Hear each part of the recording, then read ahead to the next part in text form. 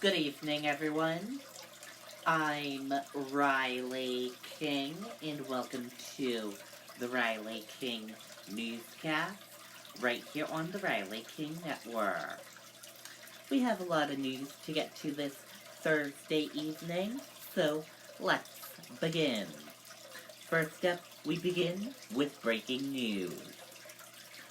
Earlier today, there was another shooting that happened in the United States. 2 dead, several injured in shooting at Southern California high school. Suspect in custody. 2 people are dead and several others were injured in a school shooting in the Los Angeles area Thursday morning, and reports indicate the suspect is no longer a threat and is in custody. Los Angeles County Sheriff Alex said the male suspect, 16 years old, was among those transported to area hospitals. There were 6 victims from the incident. Officials said a 14-year-old boy and a 16-year-old girl died. The shooting was reported at Saugus High School in Santa Clarita, California, early Thursday morning. Authorities said the shooting happened around 7:30 a.m. According to students, the building was open as an optional period before class started, which is why students were around, but the school wasn't full.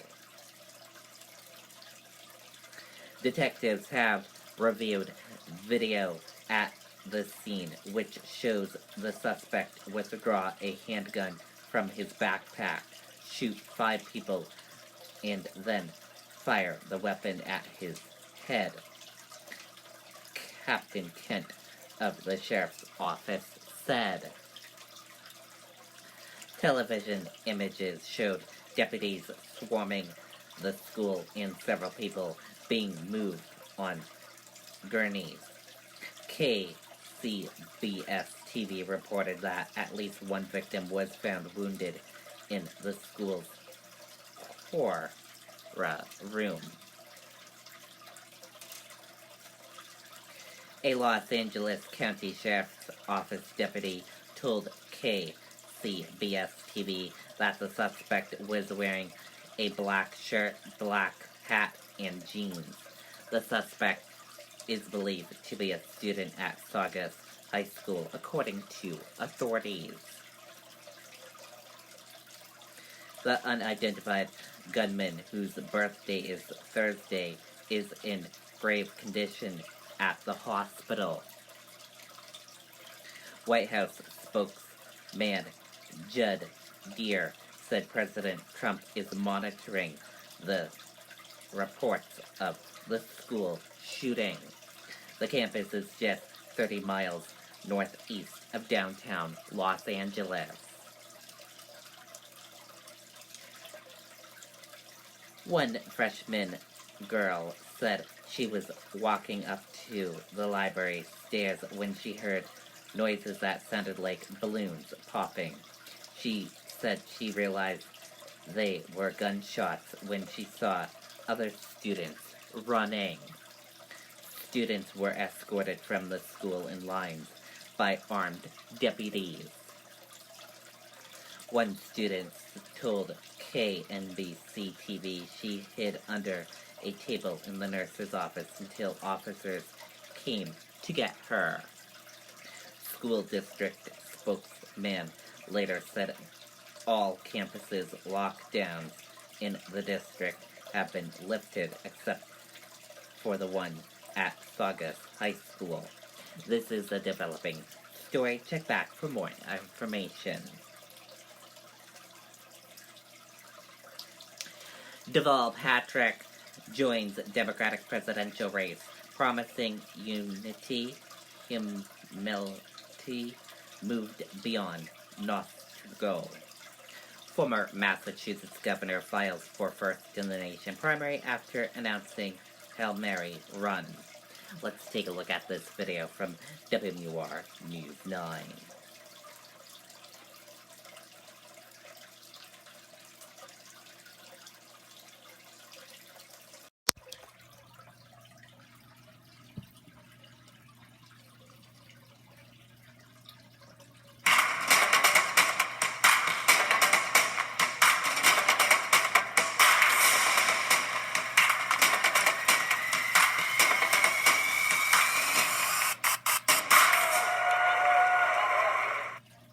Ways it has felt to me watching the race unfold that we're beginning to break into sort of camps of nostalgia on the one hand and big ideas, sort of my way or no way on the other.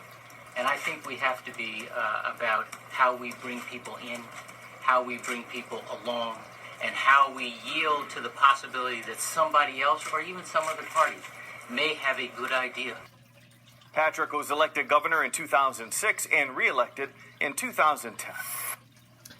Okay, and there you go on that video and that report.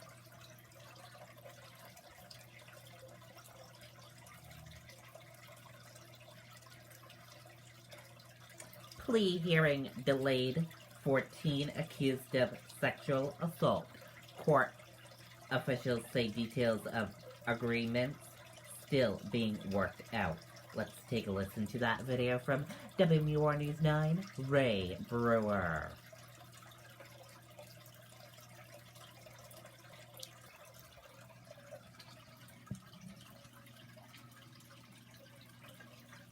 Trying hard to get a better signal on your cell phone? Let signalbooster.com help you get... There were a couple of main reasons, Mike. The first is that the details of the plea bargain are still being worked out.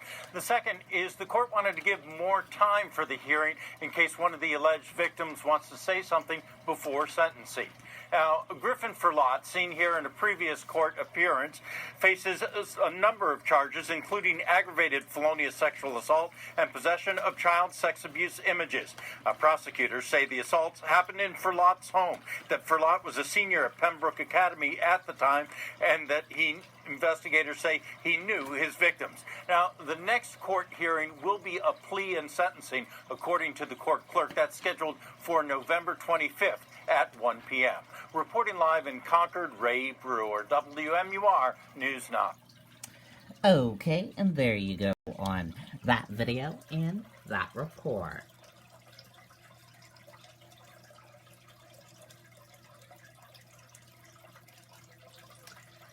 Warren says considered together no diversity issue in early state lineup. Bullock also disagrees with Castro call for New Hampshire to lose first in the nation status. Republican Joe Walsh files his name for 2020 New Hampshire primary. Walsh challenging President Trump in primary. Let's take a look at this video from WMUR News 9.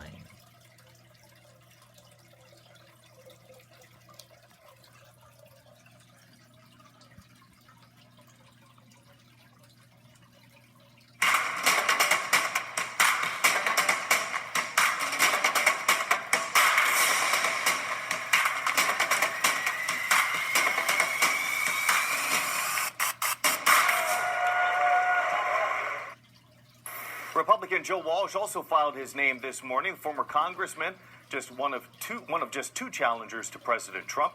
The other is another former Massachusetts governor, Bill Weld. And Democrat Cory Booker will file tomorrow morning. Tomorrow being the last day for candidates to get their names on the New Hampshire ballot. Okay, and there you go on that video and that report.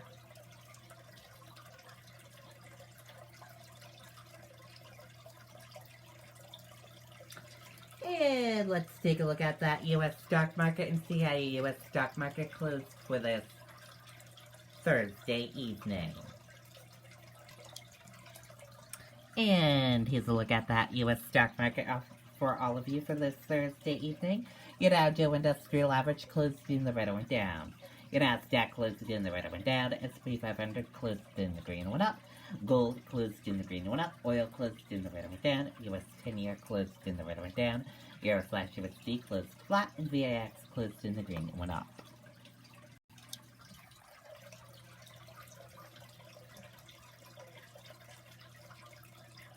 S&P 500 ekes out record close despite Costco and Walmart losses. The S&P 500 inched higher on Thursday to record close, but persisting worries around U.S.-China trade relations and declines in Costco system and Walmart tempered the excitement around Wall Street. USC parent sentenced to 6 months in prison for college admission scandal. Let's take a listen to that video from ABC News.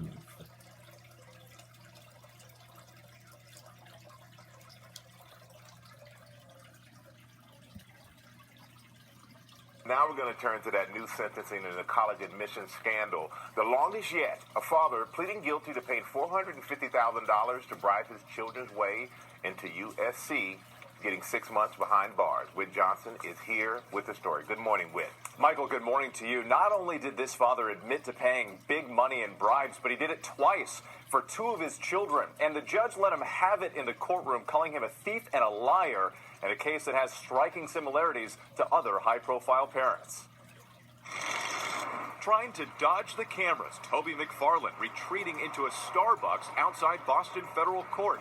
The former insurance executive sentenced to 6 months, the longest prison term to date in that Varsity Blues college admission scandal.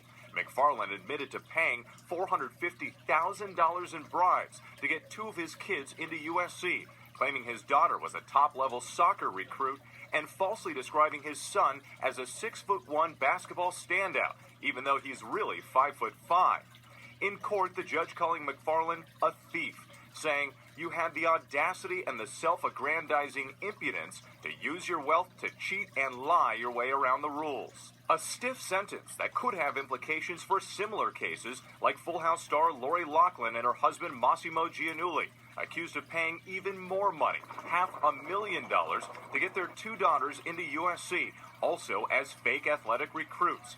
But they're fighting back, recently pleading not guilty to a new bribery charge in addition to previous charges. Reversing their plea is still an option. Igor Dvorsky, the latest defendant to flip Wednesday, the prestigious West Hollywood prep school director, now pleading guilty to conspiracy to commit racketeering. He's accused of accepting bribes of $10,000 per student, totaling nearly $200,000, to help them cheat on SAT and ACT tests by allowing a purported proctor to replace exam answers with corrected answers. According to authorities, of the 35 parents indicted, 14, including actress Felicity Huffman, allegedly sent their children to Dvorsky's testing center. He's now cooperating with prosecutors who are recommending 24 to 30 months in prison.